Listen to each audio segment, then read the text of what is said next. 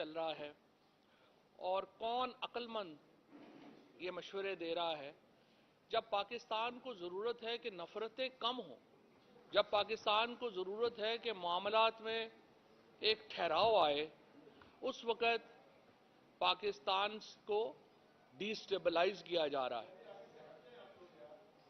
जब हम देखते हैं जो 6 महीने से, पहली बात तो यह है कि जो तहरीक इंसाफ का यहाँ पे 3.5 साल के करीब वक्त गुजरा,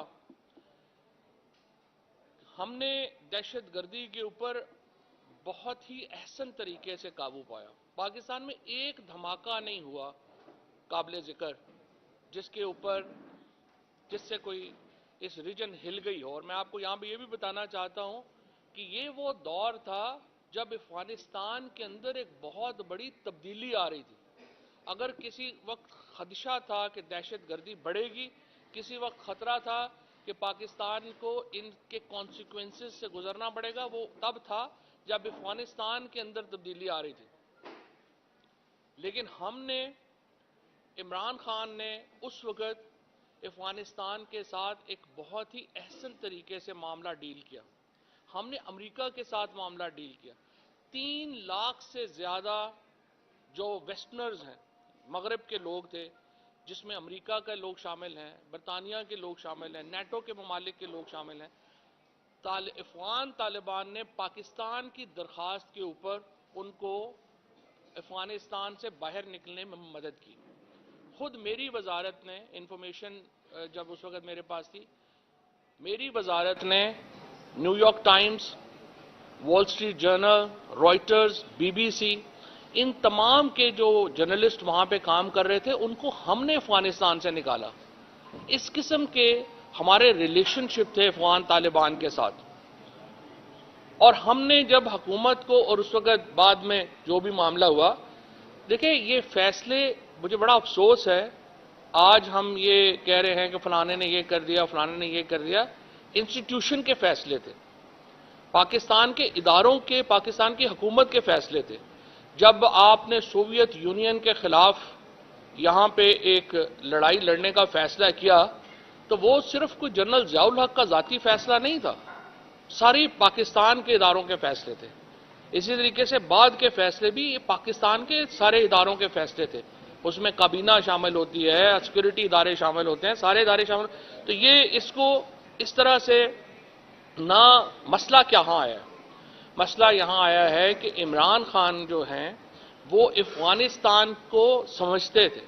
अफगानिस्तान की जो मौजूदा लीडरशिप है, उनके अगर वो किसी शख्स की पाकिस्तान में को इज्जत करते हैं, पाकिस्तान में किसी की सुनते हैं, तो वो इमरान खान है। और इमरान खान का स्टांस क्या था हमेशा से? इमरान खान का स्टांस ये था कि सियासी मसलों के फौजी हल नहीं होते। यही मामला बलूचिस्तान के साथ है, इससे पहले यही मसला मशरकी पाकिस्तान में हुआ, यही मसला यहां पे अफगानिस्तान के साथ था। जो ताकत का इस्तेमाल है वो आपकी स्ट्रेटजी का एक हिस्सा होता है, स्ट्रेटजी नहीं होती।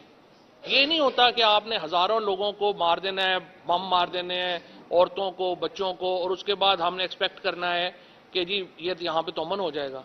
कभी भी कब्रिस्तान बना के अमन नहीं होते। लिहाजा जो हम कह रहे थे 6 महीने से, हम बता रहे थे आपने इमरान खान की तहरीक इंसाफ की जो हुकूमत की जो पॉलिसी थी विज़ा विज़ अफगानिस्तान, आपने तबाह कर दी है। बिलावल भुट्टो साहब जो हैं, उनके अमेरिका के 17 से भी ज्यादा दौरे हो चुके हैं, अफगानिस्तान में एक दौरा नहीं हुआ। शहबाज शरीफ जो हैं, उन्होंने कभी सुना ही नहीं होगा आपने कि कभी अफगानिस्तान के ऊपर कोई मीटिंग ली हो। आप ये टीटीपी का जो मामला है हल नहीं कर सकते जब तक अफगानिस्तान की लीडरशिप आपकी पुश्त पे नहीं होगी, जब तक आपको एक डिप्लोमेटिक रिलेशनशिप आपके उनके साथ एक रिलेशनशिप नहीं होंगे। क्योंकि सिंपल बात है, हमला लोग करते हैं, उसके बाद वो अफगानिस्तान चले जाते हैं। जब तक उनकी सपोर्ट आपको हासिल नहीं होगी, जब तक आप चीजें बेहतर नहीं करेंगे, खाली यहां पे इस तरह से ताकत के इस्तेमाल से मामला पेचीदा होंगे। ताकत का इस्तेमाल एक नुक्ता नजर या एक स्ट्रेटजी जरूर है, لیکن یہ مکمل اسٹریٹجی نہیں. آپ نے جس طریقے سے پاکستان کے اندر یہ معاملہ چلایا ہے، افغانستان کے اندر جس طریقے سے آپ نے اس کو تباہ کیا ہے، اس کے بعد اب ہم بالکل ایک ایکسپوز ہو چکے ہیں، اور ہمیں فی الحال اس حکومت کی تو کوئی پالیسی سمجھ نہیں آتی کہ آخر وہ چاہتے کیا. شہباز خواجہ آصف جو ہیں وہ بیان دے رہے ہیں پارلیمنٹ کے اندر، وہ کہتے ہیں کہ ٹیررزم عمران خان لے کے آیا. اس سے آپ اندازہ لگا لیں کہ کتنے سیریس لوگ ہیں. اس سے آپ اندازہ لگا لیں کہ ان کو پتہ ہی نہیں ہے کہ افغانستان کی صورتحال کیا ہے، اس وقت سچویشن جو ہے وہ جا کدھر رہی ہے. اگر عمران خان ٹیررزم لے کے آیا ہے تو ہمارے 3.5 سال میں کیوں ٹیررزم نہیں کہا؟ ہم نے تو انٹرنیشنل کرکٹ پاکستان میں بحال کروا دی. ہم نے پاکستان کو پہلی بار جو تھے وہ ٹورزم ڈیسٹینیشن پاکستان جو تھا، اگر آپ کو یاد ہو 2021 میں 2020 اور 2021 میں چل رہا تھا فرام ٹیررزم ٹو ٹورزم. 9 مہینوں کے اندر پاکستان واپس ٹورزم سے ٹیررزم کے اوپر چلا گیا. اس ملک کی انہوں نے کمر توڑ دی ہے.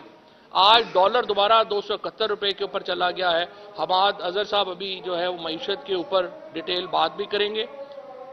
ایک طرف پاکستان زخمی ہے، ایک طرف پاکستان کی جو مڈل کلاس ہے، لوور مڈل کلاس ہے، اس کی کمر ٹوٹ گئی ہے. 30,000 روپے سے لے کے 2 لاکھ روپے مہینہ تک کمانے والا جو شخص ہے وہ اس وقت غربت کی چکی میں پس گیا. اس کو سمجھ ہی نہیں آ رہی بچوں کی فیس کیسے دینی ہے، تیل کی قیمتیں جو ہیں وہ کدھر چلی گئی ہیں، اور اس کے بعد دہشت گردی واپس آ گئی. اب جب اس قدر صورتحال آپ کی گھمبیر ہے تو بجائے اس کے کہ آپ پولیٹیکل فورسز ادارے بیٹھیں اور کچھ سلوشن کی طرف جائیں، آپ نے گرفتاریاں شروع کر دیں.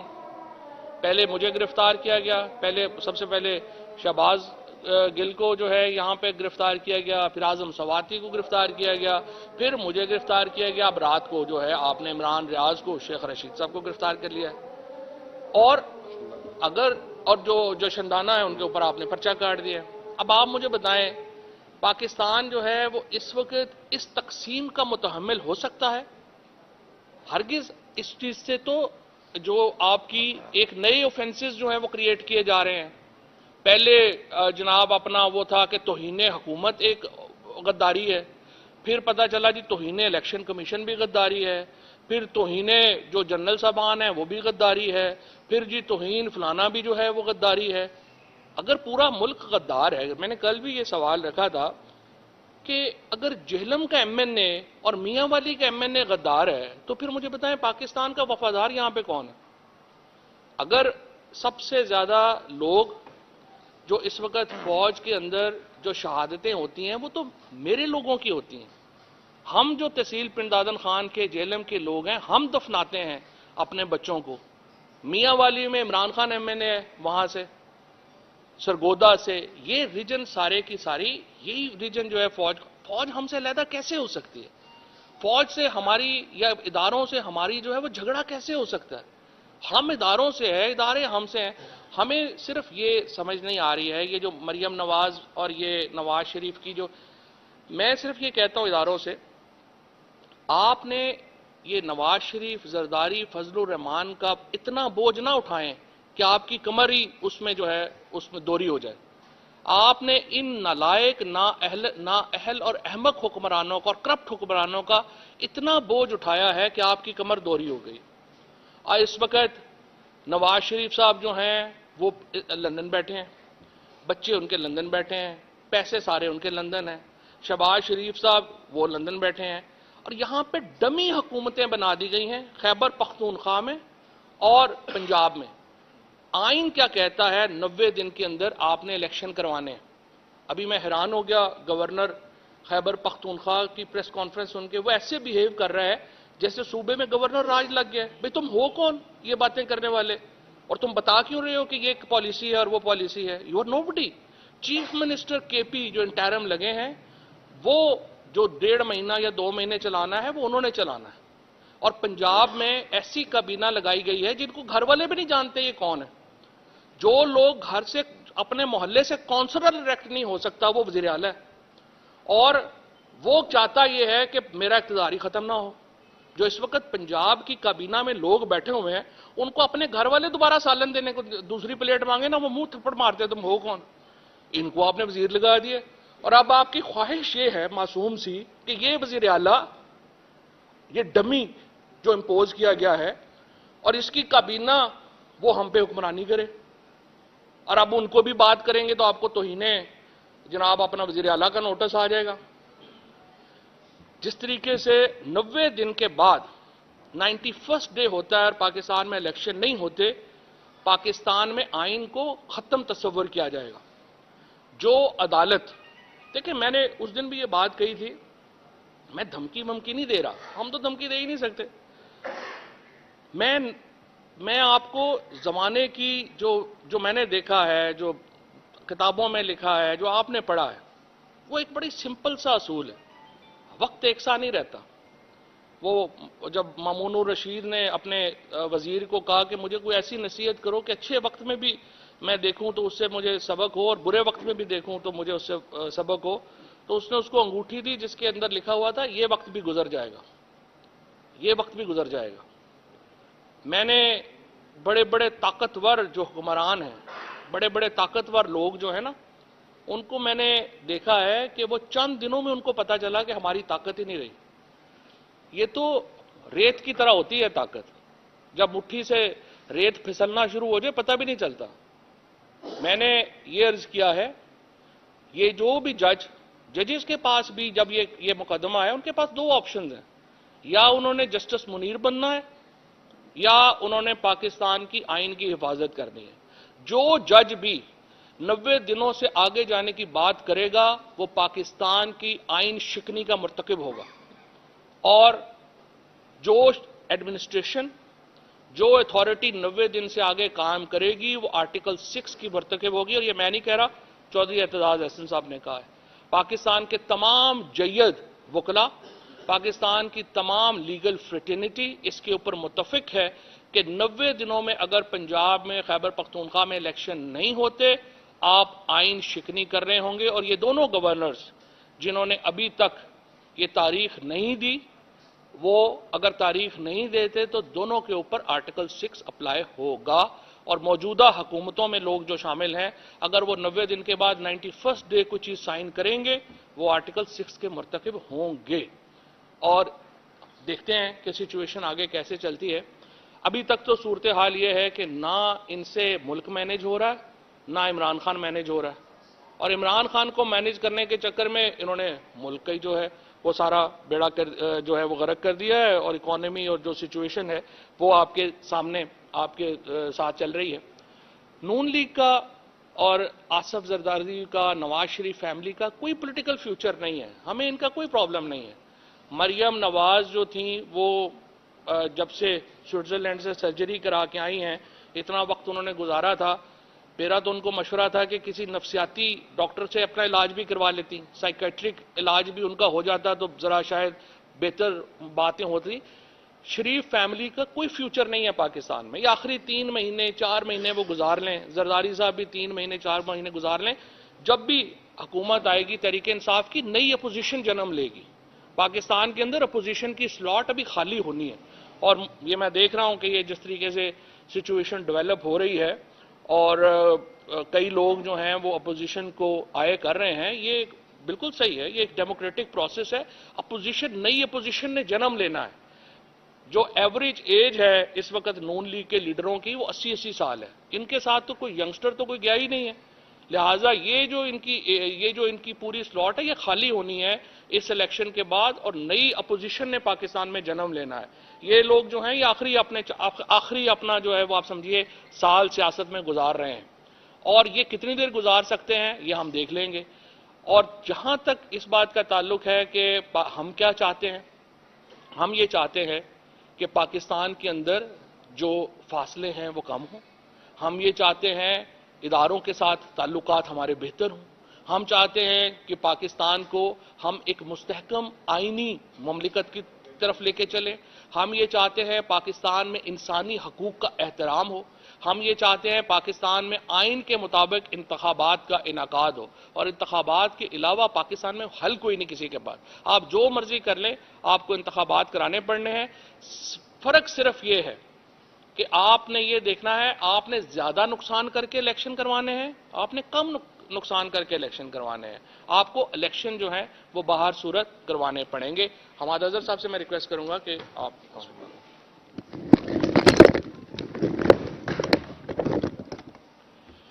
بسم اللہ الرحمن الرحیم. پاکستان کی جو معاشی صورتحال ہے وہ بھی کوئی سیاسی صورتحال سے اس وقت زیادہ مختلف نہیں ہے. آج ہمارے ملک میں جو ڈالر کا ریٹ ہے پاکستان کے روپے کے مقابلے میں وہ 270 کی سطح سے تجاوز کر چکا ہے، اور IMF کا وفد جو ہے وہ پاکستان میں موجود ہے.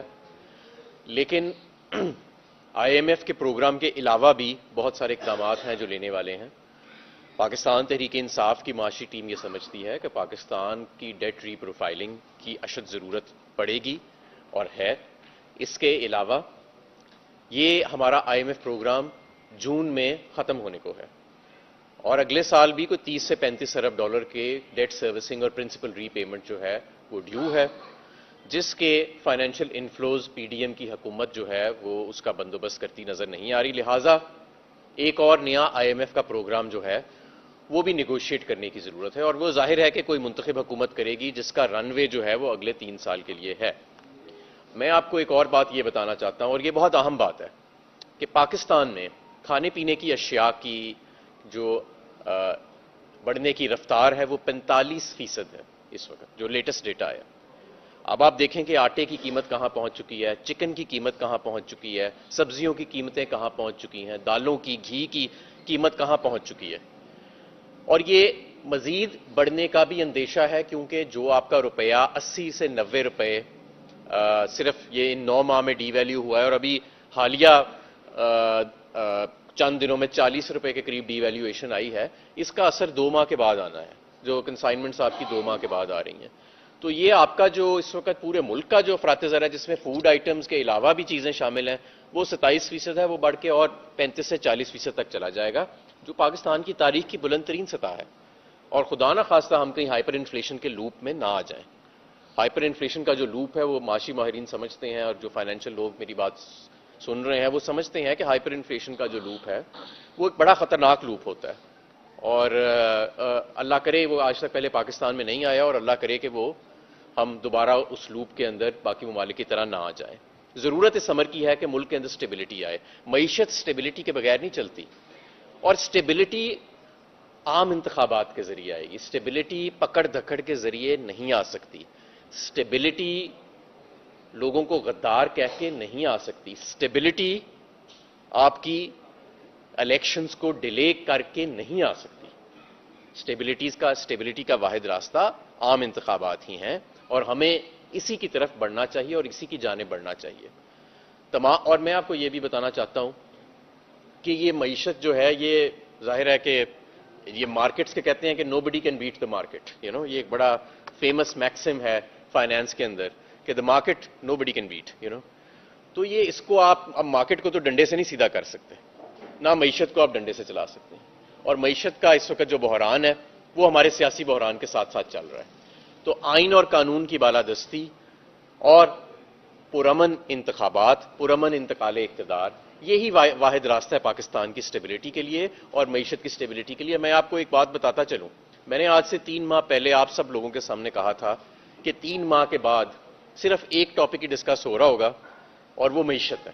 اور اب آپ دیکھیں 3 ماہ پہلے کوئی معیشت ڈسکس نہیں کر رہا تھا، پتہ نہیں کیوں، لیکن نظر آ رہا تھا کہ یہ بحران آ رہا ہے. آج بھی میں یہ بات ری ایٹریٹ کر رہا ہوں کہ ہم ابھی بھی معاشی طور پہ غیر سنجیدہ راستے پہ ہیں، اور یہ پکڑ دھکڑ کا معاملہ، یہ عدم استحکام کا معاملہ، یہ معاملہ ٹھیک نہیں ہے پاکستان کے لیے. جیسے کہ فواد چودھری صاحب نے کہا کہ سدا بادشاہی صرف اللہ کی ہے. جو سیاسی مبصرین ہیں جنہوں نے سیاست کے نشیب و فراز دیکھے ہیں وہ یہ جانتے ہیں کہ یہ ساری چیزوں سے آج تک کوئی حکومت جو ہے وہ مستحکم نہیں رہ سکی. اگر PDM کا خیال ہے کہ وہ ان حربوں کے ذریعے مستحکم رہ جائے گی تو وہ نہیں رہ سکتی. ان کا بیانیہ بھی پٹ گیا ہے، ان کی کمپٹنس، ان کی پرفارمنس لوگوں کے سامنے آ گئی ہے. تو اس لیے بہتر ہے کہ ہم جتنی جلدی ہو سکے معاشی محاذ کے اوپر بھی عام انتخابات کی طرف جائیں. ہمارے معاشی چیلنجز دن بدن بڑھ چکے ہیں اور جتنی جلدی ریسکیو اور اسٹیبلائزیشن اینڈ ریکوری کا کام شروع ہوئے گا اور جتنی جلدی اس ملک میں سنجیدہ پالیسیز اور ایک سنجیدہ اکنامک ریکوری پلان نفاذ میں آئے گا اتنا ہی نقصان کم ہوگا. مزید نقصان اب یہ ملک افورڈ نہیں کر سکتا.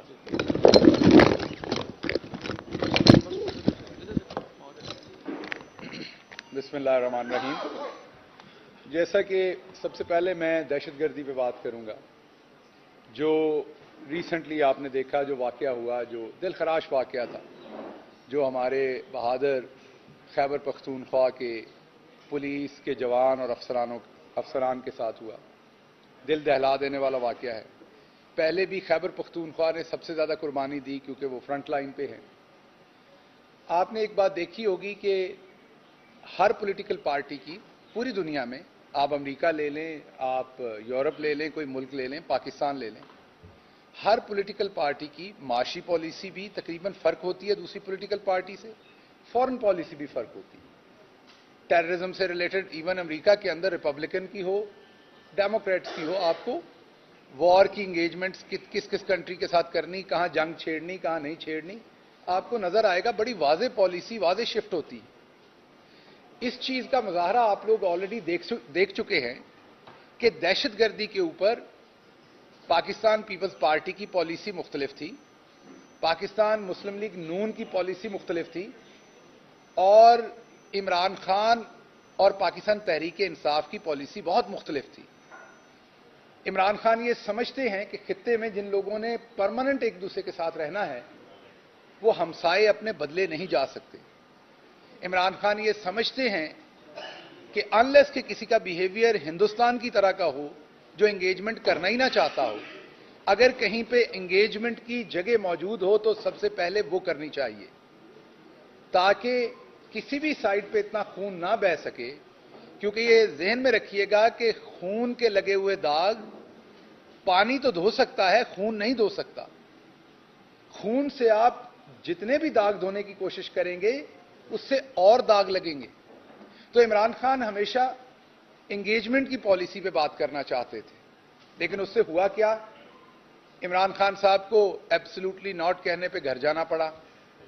اب جب ہم دوبارہ ایک دفعہ دہشت گردی کے اس ازدہے کا سامنا کرنے کے لیے ایک دہانے پہ کھڑے ہیں تو کیا اس ملک کی عوام جو آئین پاکستان کہتا ہے اقتدار اعلیٰ سب سے پہلے رب العزت کے پاس، اس کے بعد اس ملک کی عوام کے پاس ہے کہ وہ چنیں کہ میرے ملک کی اکنامک پالیسی کیا ہوگی، میرے ملک کی فورن پالیسی کیا ہوگی، میرے ملک نے اگر کسی سے جنگ لڑنی ہے تو وہ کہاں لڑنی ہے، کیوں لڑنی ہے.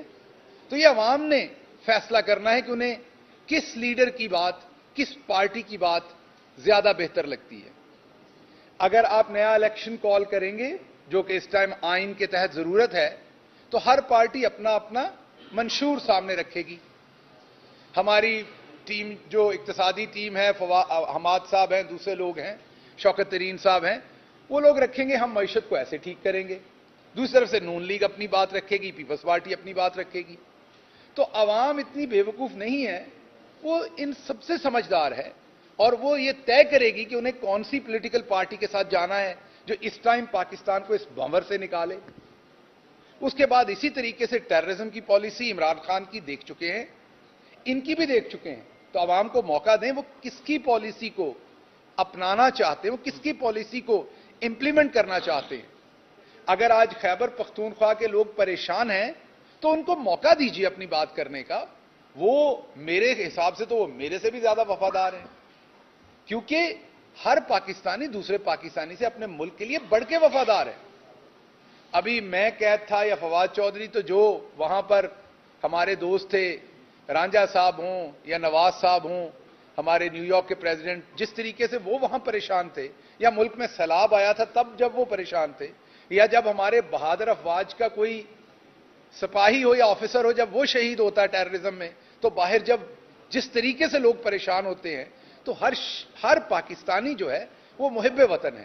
تو لوگوں کو ایک تو موقع دیجئے کہ وہ چوز کر سکیں کہ انہوں نے کس اسٹریٹجی پہ پاکستان نے آگے بڑھنا ہے، ٹیررزم پہ کون سی پالیسی آگے بڑھنی ہے.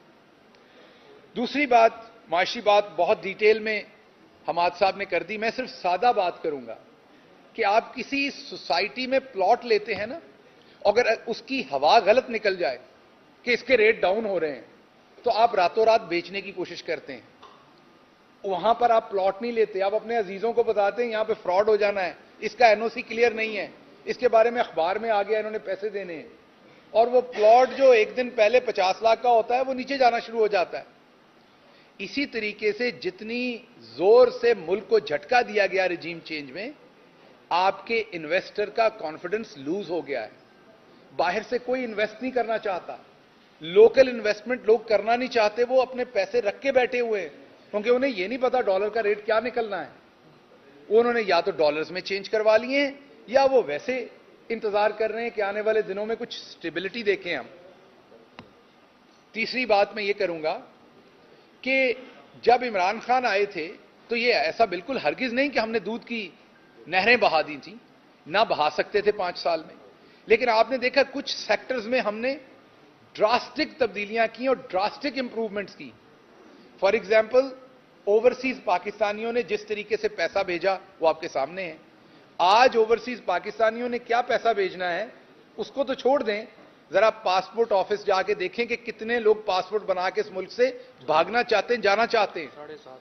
7.5 لاکھ جا چکے ہیں, اور ابھی رش دیکھ لیجئے. آخری بات میں کروں گا کہ مریم صاحبہ واپس آئی ہیں. مریم باجی جو ہیں وہ وہاں سے بتا کے آئی تھی کہ وہ پاکستان تحریک انصاف کو توڑنا چاہتی ہیں. ان کے آنے کی وجہ سے شاہد خاقان عباسی صاحب کو استعفیٰ دینا پڑا. مفتاح اسماعیل بھی استعفیٰ دینے کے در پہ ہیں. حیدر صاحب کل پاکستان تحریک انصاف کو اپنے تمام ساتھیوں کے ساتھ جوائن کر چکے ہیں. تو میرے خیال میں جو رہی صحیح کسر, جیسے پہلے زرداری صاحب نے مکمل پیپلز پارٹی کی منجی پیڑھی ٹھوک دی تھی, جو رہی صحیح کسر نون لیگ کی ہے وہ مریم باجی اب پوری کرنی آ گئی ہیں. تو ان کے لیے میرا مشورہ یہ ہے کہ باجی آپ اگر کوئی مستقبل میں کوئی سرجری پلان ہے تو وہ ابھی کروا لیں, تھوڑی دیر اللہ آپ کو صحت دے, آپ ابھی باہر ہی رہ لیں تھوڑی دیر, کیونکہ مسلم لیگ نون پہلے ہی عطاب کی شکار ہے. آپ تحریک انصاف کو توڑنے آئی تھی, وہ تو ٹوٹی نہیں, لیکن آپ کی اپنی پارٹی آپ کے آنے سے ٹوٹ رہی ہے, اور ایک وہ غیر آئینی بات کہہ رہی ہیں ہر اپنی تقریر میں کہ اب مسلم لیگ نون تیار ہوگی جب بھی الیکشن ہوں گے. آپ جب ان کی تقریر سنیں اس میں لفظ جب بھی بہت امپورٹنٹ ہے, اور وہ کبھی یہ نہیں کہتی کہ الیکشن ہو رہے ہیں اور ہم پنجاب میں تیار ہیں, وہ کہتی ہیں جب بھی ہوں گے. تو یہ 90 دن میں ہونے ہیں, اگر نہیں ہوں گے تو پھر آرٹیکل 6 ہے. ملک کے تمام بڑے قانون دان یہ بتا چکے ہیں. ہم سب مل کے دعا گو ہیں کہ یہ مشکل وقت ہے, پولیٹیکل پارٹیز نے لیڈرشپ دینی ہوتی ہے. ہم لوگوں نے اپنے زخم بھول کے آگے چلنا ہے. وہ میں ہوں, فواد ہیں, کوئی بھی ہے, ہمیں اپنے زخم بھولنے پڑنے, ہم تیار ہیں. ہم نے اپنے زخم بھول کے اس ملک کو آگے لے کے چلنا ہے. تو آئیے ایک دوسرے کے ہاتھ میں ہاتھ ڈالیں, جو مثبت بات ہے اس کی طرف چلیں, الیکشن کروائیں, عوام کو موقع دیں, وہ آپ کو لائیں یا ہمیں لائیں, جس کو بھی لائیں, تاکہ وہ نئی پالیسیز کے ساتھ ملک ایک نئے راہ کے اوپر گامزن ہو سکے. شکریہ.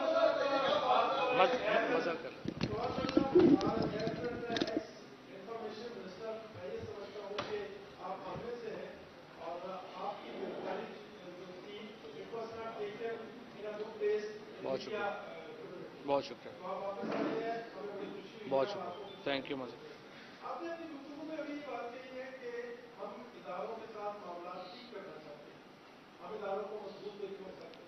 اچھا, کہنے سے کیا معاملات ٹھیک ہو جائیں گے یا کوئی پس پردہ کوششیں ہو رہی ہیں؟ کیونکہ پی ٹی آئی کی لیڈرشپ سے جب بھی بات ہوتی ہے میں نے ہمارے سب سے یہ پوچھا تھا کہ کیا کمشنر کے ساتھ آپ لوگ کسی رابطے میں ہے, تو کیا دونوں طرف آپ اس طرف کر کے بیٹھے ہیں, اسٹیبلشمنٹ اس طرف کر کے بیٹھے ہیں, تو اداروں سے تعلقات نہیں, ایسی دیکھیں منہ دونوں طرف ادھر کر کے نہیں بیٹھے ہوئے, ہم ادھر کر کے بیٹھے ہوئے ہیں, وہ ادھر کر کے بیٹھے ہوئے ہیں. ہم تو کرنا چاہتے ہیں. دیکھیں بات بڑی سمپل ہے, ریاست اداروں کے بغیر کیسے چلے گی؟ ہمیں الیکشن کمیشن چاہیے, ہمیں فوج چاہیے, ہمیں پولیس چاہیے, ہمیں بیوروکریسی چاہیے, ہمیں میڈیا چاہیے. ہم سوال یہ ہے کہ آپ کیسے چلائیں گے؟ لیکن دیکھیں جو جھگڑا کیا ہے, یہ نہیں ہو سکتا کہ ہم کہیں کہ جو فیصلے ہیں پاکستان میں وہ پاکستان کے عوام نہیں کریں گے, وہ فیصلے جو ہیں وہ ہم دوسرے لوگ کریں گے. فیصلوں کا حق انہیں پاکستان کے عوام کو دینا پڑے گا. یہ صرف ایک بنیادی نقطہ ہے, اس کے علاوہ کوئی پرابلم نہیں ہے. ہم اس کے اوپر کمپرومائز کرنے کو تیار نہیں ہو سکتے, کوئی بھی جمہوری ملک تیار نہیں ہو سکتا. یہ تو ہم اپنے آئین پہ ہی کمپرومائز کر دیں گے نا اگر ہم یہ کریں گے. آئین کے مطابق ہم تعلقات بنانا چاہتے ہیں, ہم تعلقات میں اگر کوئی جو غلطیاں ہیں, کوتاہیاں ہیں, وہ ہم دور بھی کرنے کو تیار ہیں. کمیونیکیشن کا ایشو ہے وہ بھی ہم کرنے کو تیار ہیں, لیکن فیصلوں کا حق عوام کا تسلیم کرنا پڑے گا. عوام کا حق اگر تسلیم نہیں ہوتا پھر تو دیکھیں نا, پھر تو پاکستان میں جدوجہدیں ہوئی ہیں, یہ جدوجہد بھی چلتی رہی.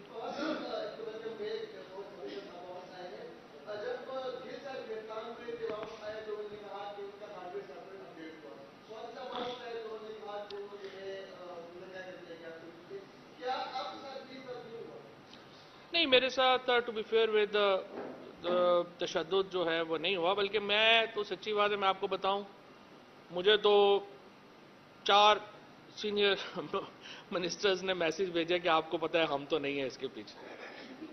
اس کے بعد جنہوں نے ایف آئی آر کرائی ہے انہوں نے بھی کہا ہم تو نہیں ہیں اس کے پیچھے, اور باقی جگہوں نے بھی کہا ہم تو نہیں ہیں اس کے پیچھے.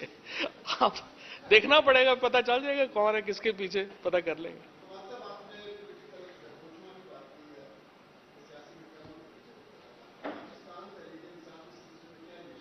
ہم انیشیٹو تو انہوں نے لینا ہے. ہم تو کہہ رہے ہیں, دیکھیں سمپل, ہمارا بڑا مطالبہ ہی نہیں ہے. ہم تو کہہ رہے ہیں آئین پہ امپلیمنٹ کریں.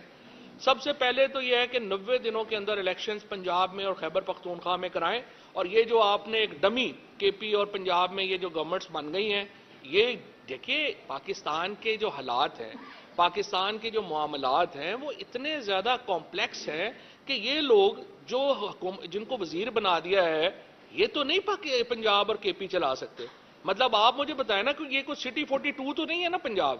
یہ اس کو چلانے کے لیے آپ کو ایک بندہ چاہیے جس کے جو ووٹ لے کے آیا ہو, جس کے پیچھے 12 کروڑ لوگ جو ہیں وہ کھڑے ہوں.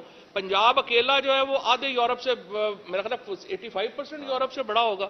تو آپ اس کو کہہ رہے ہیں کہ نہیں جی اس کو یہ سٹی یہ 42 کی طرح ہی چلا لو. یہ 42 نہیں ہے بھائی, یہ پاکستان ہے.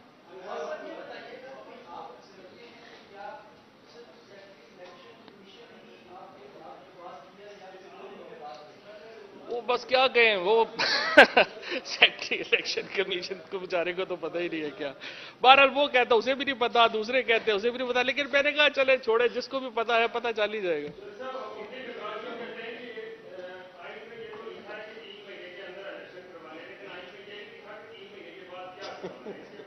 3 مہینے کے بعد بڑا سمپل ہے. 3 مہینے کے بعد یہ ہے کہ وہ کانسٹیٹیوشنلی حکومتیں ختم ہو جائیں گی. پاکستان کانسٹیٹیوشن کے انڈر نہیں رہے گا. اگر آپ 3 مہینے کے اندر الیکشن نہیں کرواتے, 3 مہینے کے بعد it will be a martial law in K P and Punjab. اس کے علاوہ اور کچھ سوال نہیں.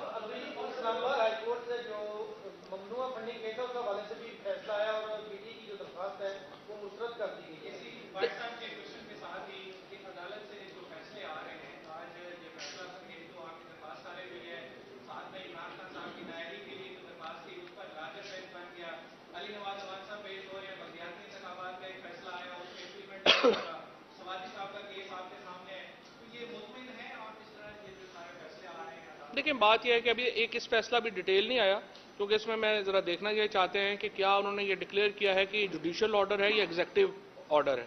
اور اگر ایگزیکٹو آرڈر ہے تو پھر تو ظاہر ہے کہ اس کی حیثیت جوڈیشل نہیں ہوگی اور وہ دوبارہ چیلنج ہوگا. سو اس لیے میں نے اس لیے اس پہ تبصرہ نہیں کیا کہ میں نے ابھی تک اس کی ڈیٹیل جو ہے وہ نہیں پڑھی. جہاں تک لوکل گورنمنٹ کا تعلق ہے, علی عوان صاحب نے بڑے دلیری سے وہ کیس لڑا ہے.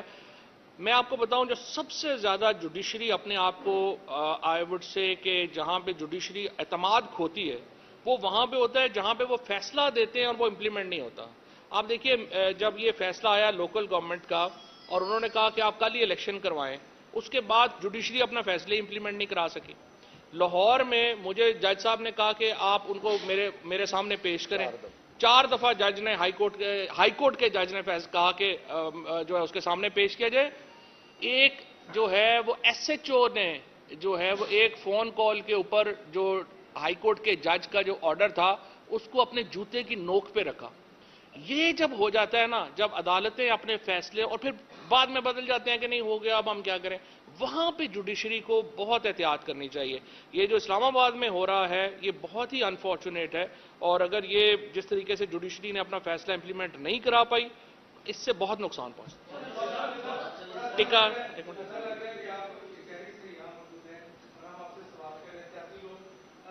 سیاست کی بات ہی کرتے ہیں تو کیا سیاسی پارٹیوں سے ڈائلاگ ہو سکتا ہے ابھی ہمارے طرف میں بہت بڑا چیلنج ہے کتنا بڑا واقعی. سب سے پہلی بات تو یہ ہے کہ سیاسی جماعتوں کے درمیان گفتگو کے بغیر تو بڑھا ہی نہیں جا سکتا آگے.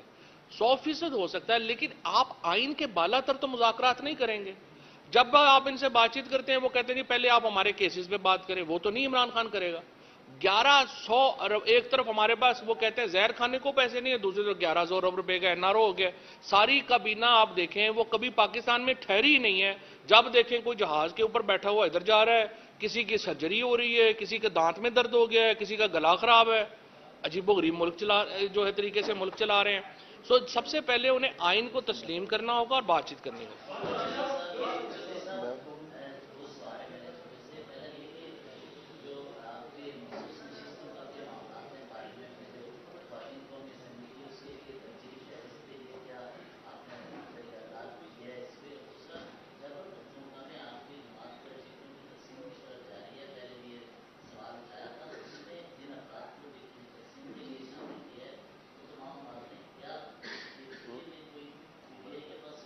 نہیں, جو طریقہ کار بنایا گیا ہے وہ طریقہ کار یہ بنایا گیا کہ ریجنز جو ہیں وہ ریکمینڈ کر رہی ہیں. ریجنز کے اندر جو ہیں وہ خواتین بھی شامل ہیں, سارے شامل ہیں. وہ سینٹرل باڈی کو بھیج رہی ہیں اور سینٹرل باڈی جو ہے وہ آگے اس کو بھیج رہی ہے. اور آپ کی یہ بات میں تو ہمیشہ یہ اس کی تائید کروں گا, خواتین کی تعداد زیادہ ہونی چاہیے نامینیشنز میں. I am all for women empowerment, اس سے زیادہ ہونا چاہیے, کوئی شبہ نہیں ہے. اور جہاں تک اس بات کا تعلق ہے, دوسری بات آپ اس کے اوپر ہماری ترجیح یہی ہے کہ جو ہماری خواتین جو ہوئی ہیں, ہم اس کے اوپر الیکشن کمیشن کو چاہتے ہیں کہ ان کو دوبارہ جو ہے وہ نامینیٹ کر کے وہ اسمبلی میں آ جائیں, اور اس کے بعد آگے دیکھ رہے ہیں کچھ نام شاید چینج کریں. اسپیکر قومی اسمبلی کی آئین کی انڈرسٹینڈنگ اتنی ہی ہے جتنی کہ آپ سمجھیں کہ بلاول بھٹو زرداری کی افغانستان کی. لہذا